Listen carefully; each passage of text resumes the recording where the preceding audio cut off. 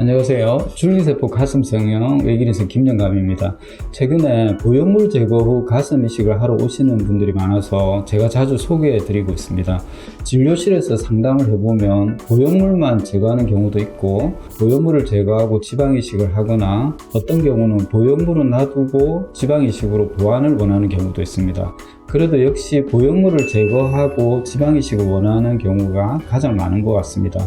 그래서 오늘 이 시간은 보형물 제거 후 가슴 이식을 위해 내원하신 분들이 어떤 이유로 보형물을 제거하는지 몇 가지 카테고리로 나누어서 설명드리는 시간을 갖도록 하겠습니다.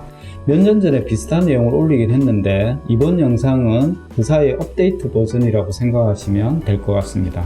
그럼 최근에는 어떤 이유로 보형물을 제거하기 위해 오실까요? 첫 번째, 너무 큰 보형물을 넣은 경우입니다. 최근에 가슴에 삽입하는 보형물이 점점 커지는 추세입니다. 이전에는 300cc 이내로 넣는 경우가 많았는데 요즘에는 400cc 이상의 큰 보형물도 심심찮게 보게 됩니다. 최대한 가슴을 키우고 싶어서 본인의 체형에 맞지 않는 너무 큰 사이즈를 넣다 보니 촉감이 좋지 않다라거나 너무 커서 어색하다, 심지어 숨쉬기가 답답하다, 어깨가 아프다 라고 하며 1년도 안 되어 보형물 제거를 원하는 경우가 생깁니다. 이런 경우는 보형물의 사이즈를 조금만 줄였으면 수술을 얼마 지나지 않아 바로 제거하는 불상사는 피할 수 있을 건데 라는 안타까움이 들 때가 많습니다. 두 번째, 모양이 마음에 들지 않고 겉에서 만져지는 문제입니다. 이런 경우는 특히 피부가 얇은 분에게서 두드러집니다. 핀치 테스트상 2cm 이하로 피부가 얇은 분의 경우는 수술 후 겉으로 윤곽이 드러나서 보형물이 마치 바가지를 엎어놓은 모양처럼 어색하게 보이게 됩니다. 이것을 보완하기 위해 통증을 참고 근육층의 아래로 보형물을 넣더라도 가슴의 아래쪽이나 바깥쪽의 경우 대흉근이 커버가 안 되어 보형물이 겉에서 만져지기도 합니다. 세 번째, 구형구축이 온 경우입니다. 구형구축은 가슴이 돌덩이처럼 딱딱하게 굳어지는 현상으로 보형물 수술의 가장 심각한 부작용이라고 할 수 있습니다. 가슴은 크기만큼이나 중요한 게 촉감이라고 할 수 있습니다. 일단 구형구축이 와서 가슴이 딱딱해지면 보형물 자체를 제거할 수밖에 없게 됩니다. 이런 경우는 피막을 제거하고 다시 보형물을 넣는다 해도 재발할 가능성이 높기 때문에 지방이식을 선택하게 됩니다. 네 번째, 심리적인 거부감입니다. 이분의 경우는 보형물 수술을 한 지 4일밖에 지나지 않은 분으로 보형물 수술 당시에 디자인도 채 지워지지 않은 상태입니다. 보형물의 사이즈가 250cc로 크지도 않고 겉으로 봐서 별 문제도 없어 보이던 분입니다. 하지만 몸 안에 무언가 이물질이 들어가 있는 것에 대한 심리적인 거부감이 심해서 제거를 원하는 경우입니다. 보형물 수술 후 현타가 왔다고나 할까요? 이분처럼 빠르면 일주일 안에 제거하는 분도 있고 한두 달 안에 보형물 제거를 원하는 경우가 있습니다.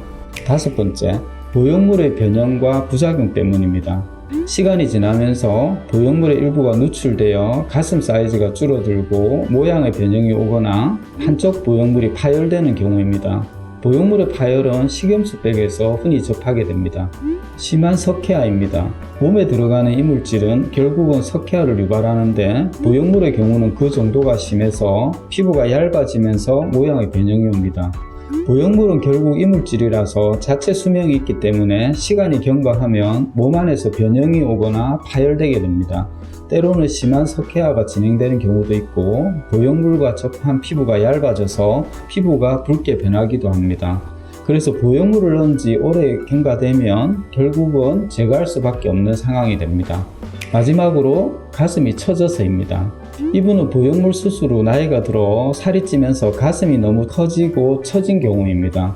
가슴이 작아서 보형물을 했지만 나이가 들어 살이 찌면서 가슴이 커진 데다가 보형물의 무게 때문에 가슴이 처지면서 보형물 제거를 원하는 경우입니다.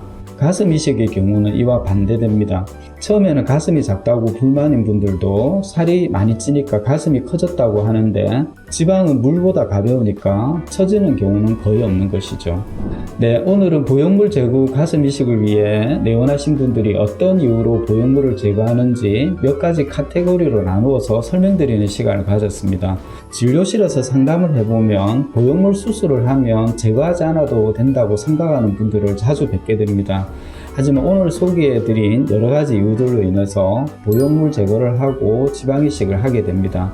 따라서 보형물 수술을 하실 때는 나중에 제거하고 복구하는 상황까지 염두에 두고 절개 부위와 보형물의 크기를 결정하는 것이 중요하다고 할 수 있습니다.